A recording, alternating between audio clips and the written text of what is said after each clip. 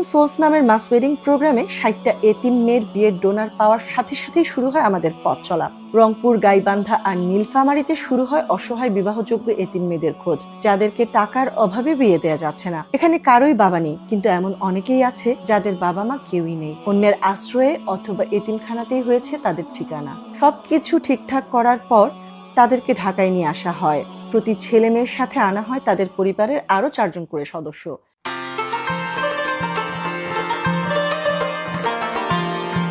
ছেলে মেয়েদের জন্য আয়োজন করা হয় পৃথক পৃথক মেহেদি সন্ধ্যা। মেয়েদের আয়োজন হয় আমাদেরই একটি এতিমখানায়, যেটাকে আমরা ড্রিম হোমস বলি। ছোট ছোট বাচ্চাদের গান, আনন্দে পরিপূর্ণ ছিল আমাদের সন্ধ্যাটি।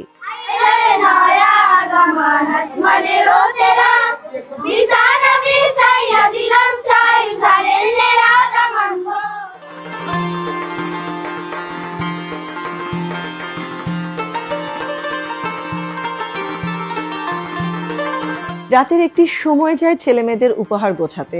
অফিসের সবাই অক্লান্ত পরিশ্রম করেছেন। কাপড় চোপড়, দৈনন্দিন জীবনের প্রয়োজনীয় প্রসাধনী সামগ্রীর পাশাপাশি বাসনপত্র, খাট, আলমারির সবই আছে উপহারের তালিকায়।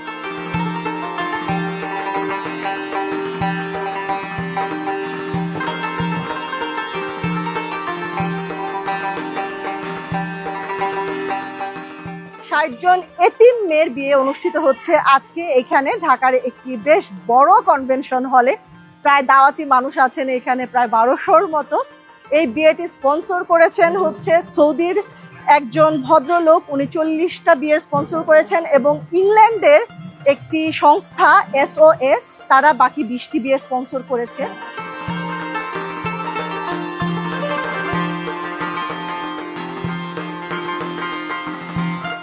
৬০টা বিয়ে একসাথে হচ্ছে।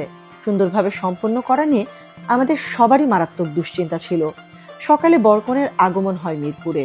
মেয়েদের ইজাবের সময় তাদের মোহরানার একটি অংশ পরিশোধ করা হয়। মেরুকিল, এই যে মোহরানা বাবদ ২২ ক্যারেটের একটা কানের দুল দেওয়া হচ্ছে আমাদের ডোনারের পক্ষ থেকে, যিনি বিয়ের আয়োজন করছেন ওনার পক্ষ থেকে। এটা মোহরানা বাবদ পরিশোধ করা হচ্ছে, ঠিক আছে?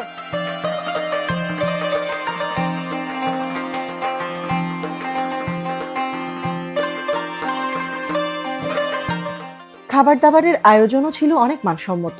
পরবর্তীতে ছিল সাংস্কৃতিক অনুষ্ঠান। বরকনে সহ তাদের আত্মীয় স্বজনরাও কিন্তু অনেক উপভোগ করেছেন অনুষ্ঠানটি।